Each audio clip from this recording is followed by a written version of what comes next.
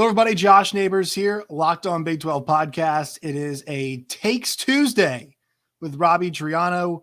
He has got some takes about a loaded Big 12 conference weekend. Can Texas win the league?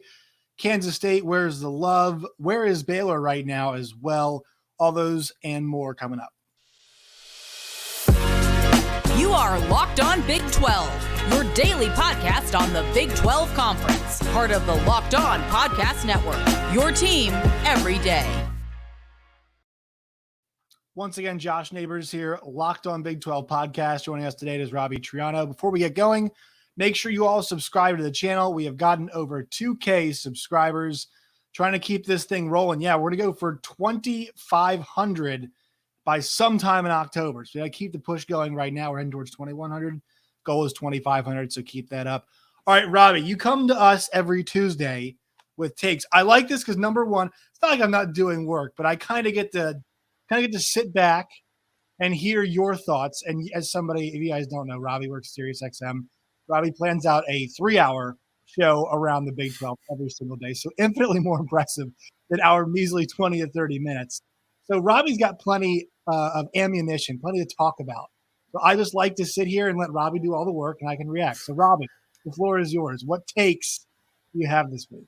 We have a lot of good takes because week 2 was awesome for the Big 12 conference. And honestly, the Big 12, I thought really showed out. Even in their losses, I thought that they showed out as well. Obviously with Texas and Baylor, those are very close games against obviously very good teams. But where I want to lead, and I think you're probably going to get a lot of bad comments about this, so sorry for the people who are subscribing to this YouTube channel.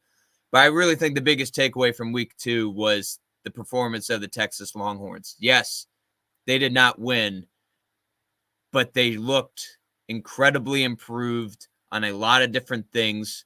We saw Quinn Ewers show some amazing talent. He was exceptional for that. Yes, he got hurt, so that may hurt them down the road. But there's a lot of other things I thought that were very improved, and the biggest thing is defensively. I thought they looked like a completely different team that we saw last year, even in terms of tackling. Like they were hitting they were making their tackles. Obviously, the late game missed sack was the biggest one they didn't. But I thought that they would just played unbelievable all game. They were getting to the quarterback. It's clear that they had the right game plan. I thought that Texas proved that they can win the Big 12 this season. And when you look at the rest of the conference, Baylor lost to BYU, and it's clear there are some things that need to be worked on at Baylor, and we will talk about that later. Oklahoma, I don't know what I can take from these first 2 games, but I know that scoring not as many. They did not have a great first half against Kent State, so that is a beatable team. And you go to Oklahoma State, they looked good, but they also haven't faced very good competition yet. Texas went up to number 1 Alabama and almost won the damn thing. So for me, my biggest takeaway from the weekend is when it comes to the Big 12 race, I think we have to put Texas there, and I think they deserve it. Yeah, so there's a few things that I want to touch on. Number one, the talk for a long time is that Texas has the same talent, or Texas has always had talent. And when I talked about them potentially winning the Big 12 earlier in the offseason, I kind of backed away from that because I hated the injury, the 2 injuries they had with Nayor, and then on the offensive line today one. And now, I mean, they're banged up here too. We'll get to that in a second. But, you know, the level of talent they have this year is different than what they've had in the past, especially at quarterback spot. Like we love Sam Ehlinger. We get so much mileage out of the we're back thing. He was a really good college quarterback. What Quinn Ewers gave them the other day, Robbie, was the ability to actually attack Alabama at every single part of the field, right? They were able to go out wide. They were able to go deep up the seam. They were hitting every single part of the field, which is something they have not had at that quarterback position. I thought both offensive and defensive lines held up and made a pretty good acquittal of themselves. And also, I think the running backs deserve a lot of credit. Those guys were in the line of fire all day trying to help blocking on the edge. Though they did a really good job with that. And so we saw it like with skill position players too. They've got the level of talent where they can compete. The big thing now is for them depth and learning how to win, right? a lot's already being made of the moral victory. Some of it, I think, is within their ability to control. Some of it, not so much. So they have the thing that's funny about this to me is like, I was surprised with the performance too. I'm not going to say I'm surprised that they've got the talent to win the Big 12. That's there. But the one thing, Robbie, that we're seeing with this happens all the time when you play Alabama, happened when Texas played them in 2009. That's a violent football team. Like, the amount of injuries that we're seeing coming out of the game, there's a reason for that. Sure, there were a lot of cheap shots. I'm not going to say that there weren't. I thought Texas on defense they did hold up physically. Actually, the offensive line held up physically too. But like, you're hearing about some of these skill position guys for Texas, man. I mean, they're a little sore coming, and they should be. But my concern now is, as much as I have concerns for the other teams in the league, Texas is, and this is actually a good concern to have, like, can you maintain and can you stay healthy, right? Can this team maintain that level of intensity? A terrific game plan. You're completely right. I thought the way they handled it both offensively and defensively was fantastic. The maintenance now, and also the maintenance in terms of injuries, like, we talked about the Bijan Robinson thing too. I'm kind of ranting here about this, but like, remember we talked about it. Is the right plan to give Bijan Robinson the rock? Well, guess what? Bijan Robinson's he's hurt now. He's on the injury report. He's banged up. He'll still play, but it just goes to show you, like, number one, playing Alabama's tough, and number two, they've got to spread the ball around. They've got to do what they did last week in some different ways to make sure this thing can kind of keep going the way it did. So I'm with you. I think now my concern is maintaining that level of play and preparation, and also the injuries. What do you think about that? Yeah, definitely. And I think the biggest one is with Quinn Ewers, and obviously Hudson Card at the end of that game did not look he was clearly hobbling. And I mean, he was so gutsy in that game. Like, I give him so much credit. Obviously, like, their offense wasn't as good, but they were able to march down the field and get some points by field goals. Like, I give Hudson Card some credit. And like, Bijan necessarily didn't have the best game on the ground. I think he averaged 2.7 yards per carry. Like, Alabama's defense was very, very good, and Texas, like Quinn Ewers to me is very interesting because it's so clear after however long he played. What was it, like less than a half? You could just tell things were different. His connections to people, the way him and Xavier Worthy were able to work. Even I thought Jordan Whittington had such a good game. He is such a key player in that offense. There was a sequence where they went to him like it was like 3 or 4 straight times. It felt like they were on that left side, and he was having a lot of success. Unbelievable. And it's like really discouraging because we want to see him perform. And I think a lot of Texas's success this season will have to come with Quinn Ewers, because I cannot trust Hudson Card to go through the entire Big 12 slate and win a championship in this league. I think Quinn Ewers can do that. And apparently he will be out until the Oklahoma game. I believe that is the timetable for him. So the games until then, UTSA, I'm not going to put that. I think Texas will win, but I think that will be a closer matchup than some think. You go at Lubbock, which I think is actually a sneaky hard game. It becomes really tough now. It's become a lot tougher the last couple of weeks. I really like Texas's defense, so I think they will take care of it there. But then you're home at West Virginia. And honestly, if you can go through those 3 games unscathed and like you can have Quinn Ewers back, that is really, really, really great news for Texas. But for me, they proved that, yes, depth is getting worse because of injuries. But for me, I think they proved that they can win the Big 12 championship. They have the players on offense, and now they have a competent defense. And obviously they showed it against the best team in the country, best quarterback in the country. Yeah, and also what's interesting here is the quarterback thing is a big question mark, because how good to go is Hudson Card, right? And I believe you and I were talking yesterday. Malik Murphy is injured as well. Yeah. So Steve Sarkisian said that. Yeah. Yeah. And so, I mean, what's really funny is he listed Quinn Ewers as day-to-day, which I thought was great. I mean, come on now. I saw him in a sling. Right. You're not day-to-day. Right. Like you could tell he's a lot of pain. So how good is Card? Is Murphy coming back? We don't know. I mean, there is a very good possibility that I think the 4th guy in their depth chart is Charles Wright, who is a redshirt freshman from Texas. So there's a chance that from Austin, chance we see him this week. So a lot more coming on Texas, and this is a big week, and I'm sure Robbie will revisit Longhorns next week. As much to check in on the game as like, all right, who was out there? Who was actually playing for Texas on Saturday? All right, what's next? Take number 2. These next 2 takes kind of have to go with the same game that I saw, but first let's start with the positive. I think Kansas football is must-watch TV in this conference, 100%. I don't care what you think about them, what the history says.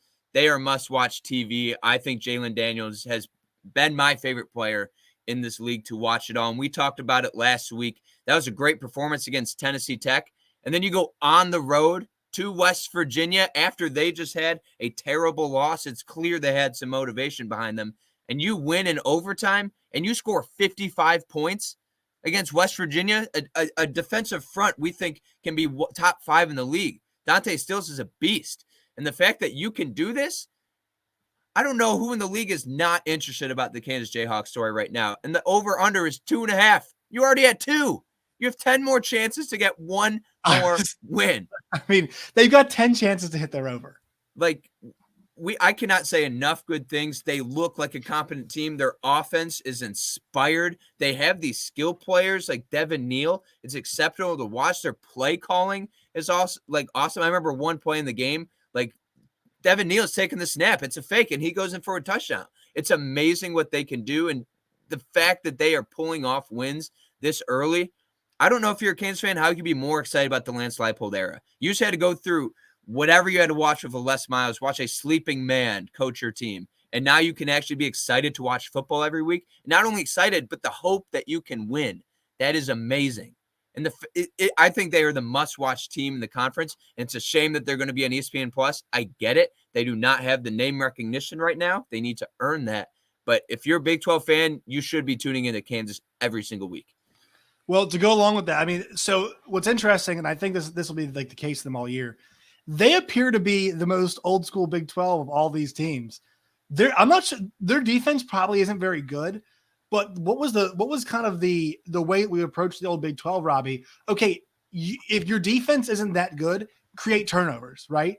And they actually have. I think they've had interception in both games so far, and obviously they have the walk-off pick 6, right?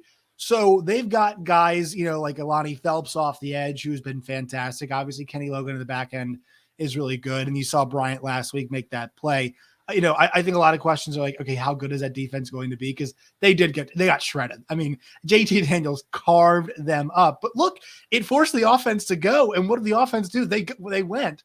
Really interesting stuff. Dana Holgerson this week compared he's preparing for Kansas to preparing for Navy, because KU brought out a lot of shotgun option type stuff in their game, because look, they've got some decent wide receivers. I think Skinner might be pretty good, but that's not the strength of their team. It's going to be running the football is what the strength of this team is. We talked about being excited about these guys, Robbie, but I thought it was a sense of like, okay, they got some good players. They've got good running games. They're going to try to slow these games down. No, they scored 110 points. I know it sounds defensive, and I think that each game they've got the special teams are defensive. But I mean, they scored 21 points in the second quarter alone. Like this team they've got the opportunity to put up numbers, and they're a live dog on the road against Houston this week. They're a 10-point underdog, but they're a live dog. 4:00 ESPNU, like that. I'm looking at the schedule. I know we love Oklahoma, Nebraska. It gets so much love. And obviously this week too, we got Texas Tech and NC State, which is big. I mean, I'm just as excited for KU Houston as I am any other game this week. I think you're right. They are must watch, because we're kind of waiting. Okay, how serious are we? We got to win against West Virginia. Okay, there's some serious concerns there. I know you're gonna get to that, but like, it's fun to watch. It's really fun to watch. And we talked to Jalen Daniels on Big 12 Radio on SiriusXM, and I came away from that interview so impressed. The way he is able to speak, the maturity that he has. I really think he could start at any Big 12 team. I think he could. I think he is exceptional. I think he's a great leader, and he has so much talent passing and running the football. I think he is such a beast. And it's funny that we talk about how like this might be the old school Big 12 team with defense. It's so funny to say that because they for the first and second weeks in the Big 12, they have had the Big 12 defensive players of the week. In week 1, they had Lonnie Phelps Jr. and last week they had Kobe Bryant, who obviously sealed the game for them. It's just it's crazy to think that Kansas could be in that consideration at all for Defensive Player of the Week, and they've done it 2 weeks in a row in a league where you have Oklahoma with Brent Venables, in a league where you have Baylor, in a league where you have Oklahoma State. If you're watching Kansas, you need a 2-win, or you're going to be too late. I promise you. So I assume your next one is on the flip side with one Neal Brown in West Virginia, correct? Yeah, and as much as we want to praise Kansas for being great, they are still the Kansas Jayhawks. They have the reputation of easy W on the board. They are the bingo. They are the free spot in bingo. That used to be them. They have that reputation. And then in week 1, Neal Brown loses to his rival. PR-wise, or whatever visual this looks like, this is a terrible look for Neal Brown. You come out against Pitt, you lose, you're close, you make this apology video, and then you go out and you lose to Kansas at home. You're celebrating Bob Huggins in overtime, and you drop 55 points to them. I don't know how Neal Brown recovers from this, and the only saving grace that he has is that he has a big buyout and a contract extension. If you're a West Virginia fan, what one thing can you point at and be like, he's our guy because of this? You can say, he's recruiting great, but when it comes to the grand scheme of the Big 12, he's not top 3. He's not doing that. Why exactly, if you're a West Virginia fan, do you still want Neal Brown? You can ask anybody in the media, anybody. He's a great guy. He's an amazing person. He does things the right way, and I believe that. But I can also say it's not going well. There are too many late game situations that are handled poorly. There are too many times it is a close game and you don't win. At what point do you do that? And I just don't see it happening. JT Daniels, absolute stud. I've been loving watching him play. Bryce Ford-Wheaton, the best wide receiver in the Big 12 this season. Statistically, he is. And when you watch him, he is. They have the talent to win. I think that some of these things are just pure coaching. I think they're just blunders that are happening. And congrats, Neal Brown. You got a contract extension a couple years ago, and it's probably going to save your job. Yeah, I'm with you on the saving the job part. What's really unfortunate is how good JT Daniels was the other day. But the fact that his one mistake killed them, and that's the problem. They were in a place where they played really well. They didn't run fantastic, but they still had both their guys, Mathis and Donaldson, combined for like 2 touchdowns, and they went over 100 yards, I think. The thing for them is, and he threw the ball over the yard, like you shouldn't be in a spot where JT Daniels' one mistake kills you. And that's really the problem. And look, they might pull a couple good wins this year. Like they're going to have opportunities to do it because the schedule's good, right? Because you play a lot of good Big 12 teams. I was not on them from the start of the season. I just did not have much faith in what I thought this team would be. And it's kind of coming to fruition, which is the sad part. But, it's like they were up 14-0. They're up 14-0 in this game, and that just got absolutely torched. And that's unacceptable against a team that's, that's you're at home in a game you really need to win to get your season on the right track. They've got Towson next, and they're going to Virginia Tech on a Thursday night. So, like, that game is big. It could turn the season around for them. It really could. I think that's the nice part. The other thing is they're also staring potentially 1-3 down the barrel. I mean, that game is a huge game to decide. All right, how is this West Virginia season going to go? Because 1-3 entering Big 12 play with Kansas off the schedule already, right? The game, Kansas at home off the schedule. You already lost one home Big 12 team. That's bad. So I'm with you there, Robbie. It's we all like Neal Brown, but everybody loved Matt Wells too. Like 100%. Another good guy award. but that contract, I think they should keep him. I think they should keep him because should he be the coach anymore, coaching wise? No, but you're not Nebraska, right? You can't just swallow an extra $7 million a few weeks earlier. You're not getting $100 million check from the Big Ten. You don't have the boosters that school does. I mean, we're all facing that, right? Matt Campbell might get poached from Iowa State for that very reason. It's kind of the reality of West Virginia that they might have to keep him. Now, he could fight his way out of it, Robbie. That's the other part of this. That gives Neal Brown maybe another, what was he have 20 games or so maybe to fight his way out of this now? Yeah. It's not looking good for them. And think about it. If they lose to Virginia Tech and they come out a non-conference plus a game at Kansas at 1-3, I don't see how. I think they would have to eat that. There's no way a fan is going to continue to support this guy. 16 million though. I mean, that's a lot. It's that, first of all, why are we giving contract extensions if your coach hasn't accomplished anything? Right. Really? Agree. I agree. Like, you shouldn't be doing that. Oh, he looked good. Here's money. So I wouldn't do that. But if you think about the race for the Big 12, and this may be a very overreaction, but I don't think it's a hot take to say that West Virginia can be the 10th team in the conference this year. And that's a damn shame because JT Daniels is awesome. I think he's been so much fun to watch, and they have the talent. There's no way they should be losing these games. I understand Pitt makes sense. I get it. Pitt is good. You're technically at their place. They could have beat Pitt. I mean, Pitt, we saw this week, Pitt is not a well-managed group. Right. Like, Pat Narduzzi did a horrible job this past week with that game. They could have beaten them. Now, Bryce Ford Wheaton's mistake is there, but also you have the late coaching blunder, too. Like, it's funny. They've had two mistakes from arguably, I'd say, two of their three best players that have cost them games. But it's kind of like these didn't have to be as close as they were. Maybe Pitt, you could argue, could have. But I think there's some places where they could have won that game maybe without, the mistakes didn't have to cost them the actual game too. Yeah. Once again, I like Neal Brown. He's nice to talk to, but that's the thing. Everybody is going to say, but like, you haven't shown me anything that is enough for me to be like, you are the future of this program. It's like, yay, we almost beat Oklahoma. Okay. It's not enough. I need to see more from the rest of the season, or I cannot put faith into you at all.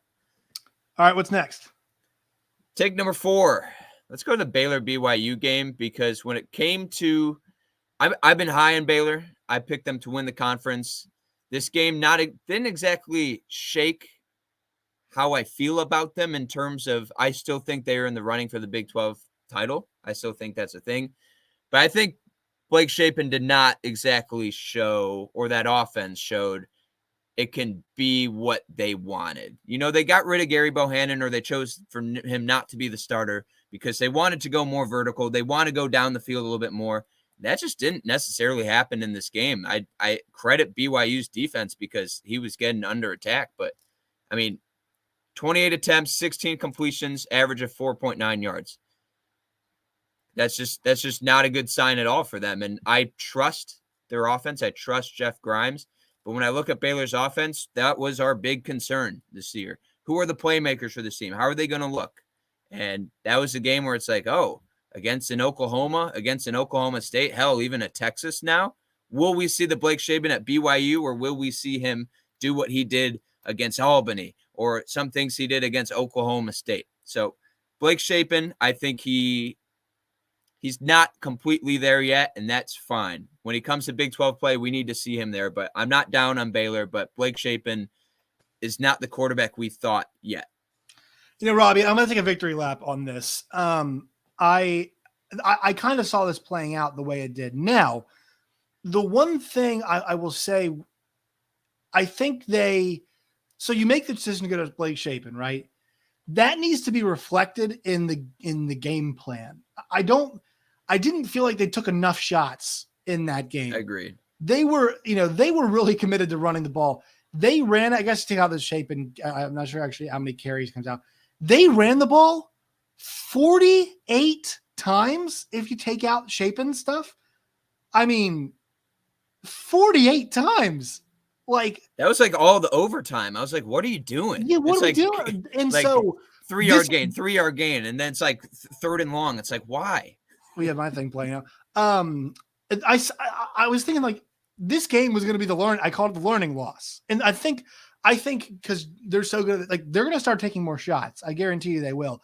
I don't know if it's necessarily just a reflection on him though. I want to mention this because once again, like this isn't a really experienced wide receiver core outside of Ben Sims. Ben Sims had the most catches, 4 for 30 and a touchdown, but like they've got, they've got a good collection of guys that are young though, that are really not super proven. And so I think this game was a good learning experience for them. I actually thought their defense played really well. I think there was a little bit of going back and forth, but I thought their defense, given the circumstances, like played admirably. Although they did get they did allow that against the run. They were fantastic. They made Jaron Hall in the passing offense beat them without Gunnar Romney and Puka Nacua, and they did. So look, this was, but you know, we say this, Robbie, they were still in this game on the road in this spot. So I think that you're totally right, but I feel pretty validated so far. Like this team in November, I could totally see them being the group that we think they could be. But I think people saw them in that light kind of as a more finished product earlier on, right? I think there was too much projecting of what they were last year and what they could be. And we kind of said, all right, that's what they are now. I think Oklahoma State's got a little bit of the same thing happening to them right now. Like they're number 8 in the country. I watched them play twice and like at no point was like, man, this is number 8 team in the country. So I think Baylor went through the same thing. And look, I don't think this loss is a bad thing. It's not in conference play. And I expect them to fix it. And I expect them to take some more shots downfield and not just run the football, just keep running it over and over and over and over again, whether it's successful or not. Yeah, and I agree with that. I think this team will be just fine, but a concerning stat. If you're a Baylor fan, you may want to close your ears. Okay. Since Dave Aranda has been the head coach at Baylor, they are 3-8 in road games. That's not great.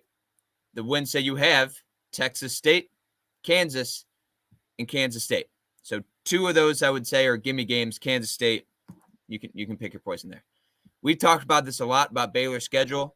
Here are the games on the road. At Iowa State, that's not going to be easy. At West Virginia, might be easy. Texas Tech, that we are proven that is going to be difficult, and that is somewhat of a rivalry game. At Oklahoma, at Texas. Baylor, you better fix this. Yeah, I mean, coming soon. Are they favored against Iowa State? You think if that game's this Saturday, are they favored? I don't think so. I think that's on the 24th. But. Yeah, they got Texas State I'm saying, this weekend. But if that game were this weekend, I mean, do you think they'd be favored? Oh, I think they would be favored. I think Iowa State would be. I think Iowa State would be favored. But it goes to the point, like, I mean, that's a really awful road schedule for them. I still need to see Iowa State versus a competent quarterback. They played Iowa. Like I understand that's good, but they need to play a real team. But I mean, Baylor, you're fine. I loved your defense. I think you have a great head coach, great staff. We need to see more from this offense, and you just have to work the kinks out. And don't worry, just be fine. You'll be fine. Yeah, everything's fine. And I think that's my message too. It's fine, but it's just gonna take a little bit longer to get there than we thought. By the way, the ratings for this game were awesome. Oh my God. Yeah, can we talk about that for a second? Yeah, let's do that. So 2.4 million people, I think, was the ratings. And guess what? It was the 10 p.m. slot. So, and I think, Robbie, the upshot here really is too, this is a future conference game that did that number. So that's kind of like all you need to do there is like, all right, a future Big 12 game. And also, I'm not sure about you, Robbie, but man, it was a pretty exhausting day. It was fun. God. I had an awesome day, but the Big 12 is going to need to make sure they stagger a little bit. Like, please. Because, oh my God, we were watching from noon until 2:00 in the morning. There was Big 12, and there was never a second where Big 12 football was not on. It was on as soon as the Texas game ended, I was watching Texas Tech and I was watching Iowa State. We went from there, and that Kansas game started in the middle of that. Oklahoma then started during that. And then Oklahoma State was going on during that. And then we go to the late window, and you get BYU, and Baylor kicked off before the end of the Oklahoma State game, and then you had that till 2:00. I loved it. It was fantastic, but oh my God, it was overwhelming. Yeah, it was like, I understand it is amazing for the conference, and shout out Bob Bowlesby for getting BYU, because this is just like an amazing move because, one, their fan base was just so incredible during that game. There's like, it looked so awesome there, and I can't wait for those people to be in the conference. But to have this game be as late and rate as it did, that is awesome, and that is clear what the Big Ten is doing. They want that late night window. It is clear that it works. You want the late nights, but you also need to have a good game there. And the fact that BYU is a good team and they will be facing good teams if they're home at night, that is great, great, great news for the conference. And it makes me feel happy about the direction where the Big 12 is going. And also, I just think like BYU, when they get into the Big 12, like I think I underestimated them. I think they could be a top 5 team in the conference. Like Kalani Sitake is a great coach, and they got dudes. I think it was important they won this game, though, because if they didn't, Robbie, that'd be twice that Baylor dropped them. And then you're starting at home and away, and the first one was pretty comprehensive. Then you're starting to question, all right, not that we make the wrong move, but like, where are we going to be once we enter the Big 12? But I'll tell you this, BYU now is going to, I'm not sure they like it or not, but they're going to get a lot of their games are going to be at 10 o'clock. You just had a game that rated 2.4 million people watched it at 10 p.m. Eastern time. Your game seventh most viewed game in the country. 7th most views. Yeah. And behind Alabama, Texas, Tennessee, Pittsburgh, Kentucky, Florida. Those are huge brands. And the fact that this game was number 7 at the latest window possible, amazing. Yeah. Yeah. I'm 100% with you on that.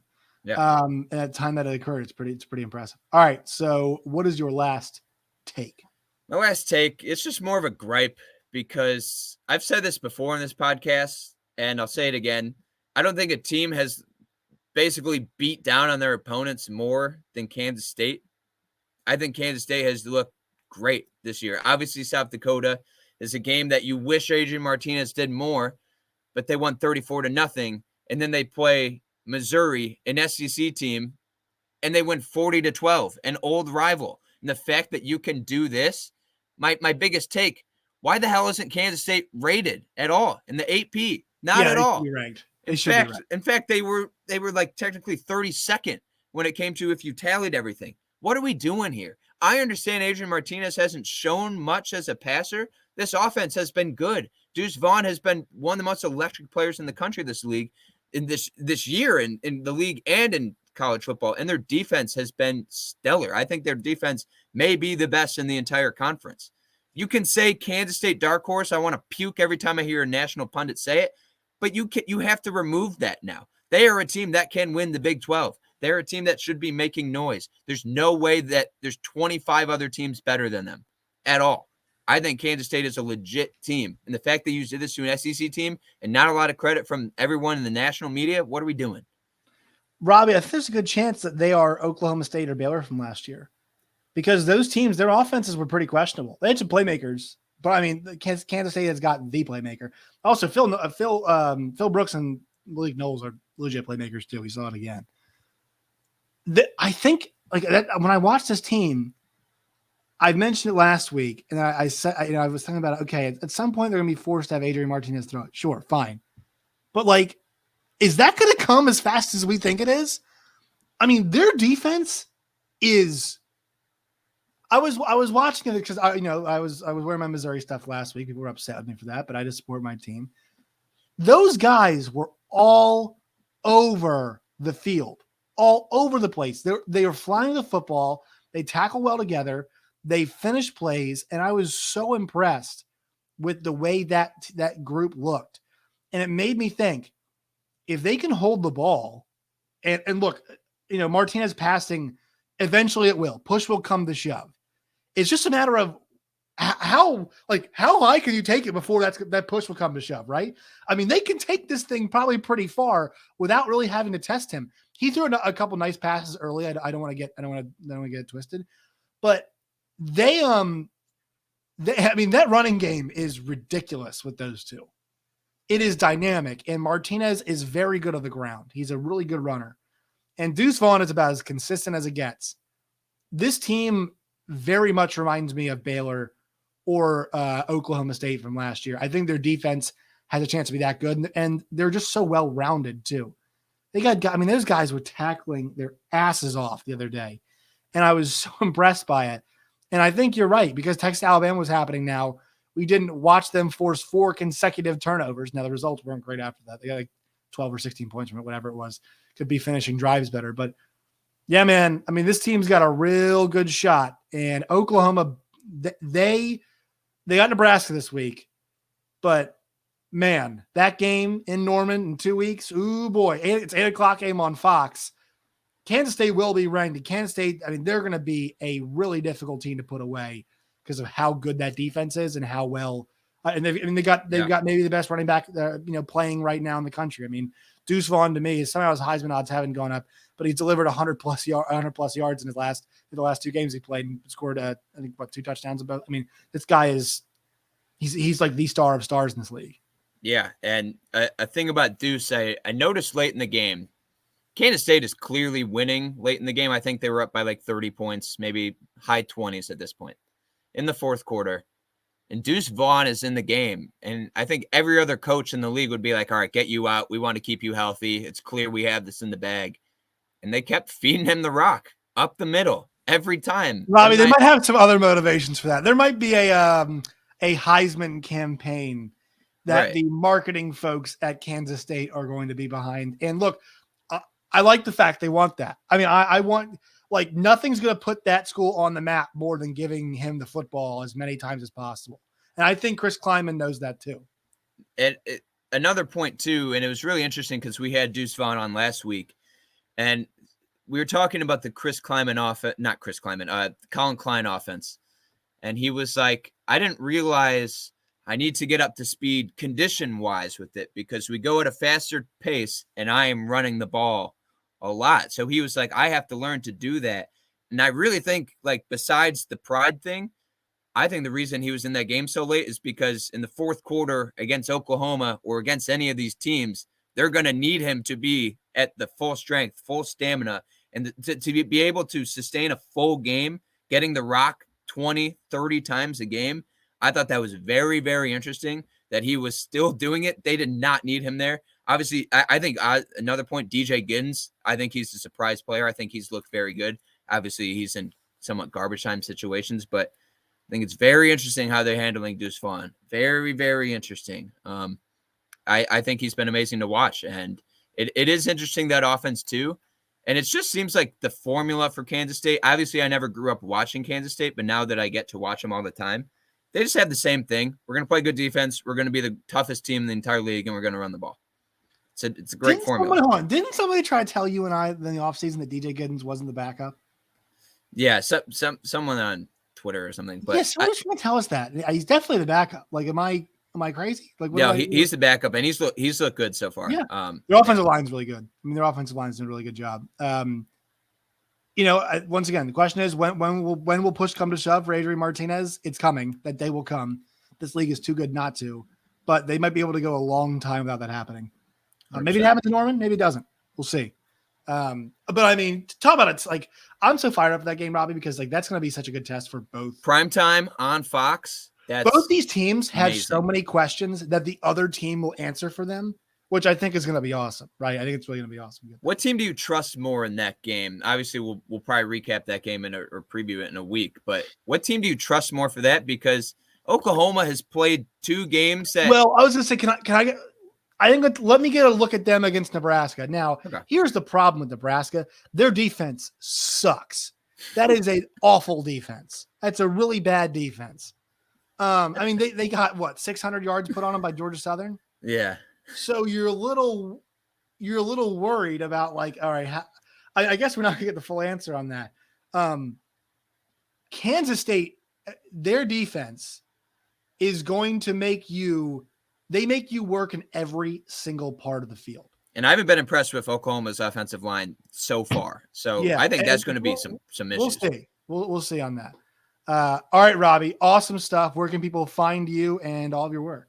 You can listen to us on SiriusXM Big 12 Radio, channel 375. Josh and I work Big 12 today from 2 to 5 Central. We do a great job in there. We have the best guests, best talking points, whatever, best hosts ever. It's a lot of fun. Follow me on Twitter. I'll be much more active on there now. Yeah, if you guys can't get enough Big 12 coverage, if Locked On Big 12 is not enough for you. Yeah, after this show, then you go to our show. Yeah, you can go get and start with a free trial. You guys can get a free trial. Check us out. Robbie and I both have segments and whatnot, so go do that. Make sure you guys subscribe to the channel. Find me on Twitter at LOBig12 and at Josh Neighbors _. Robbie, as always, we appreciate you, man. See you soon.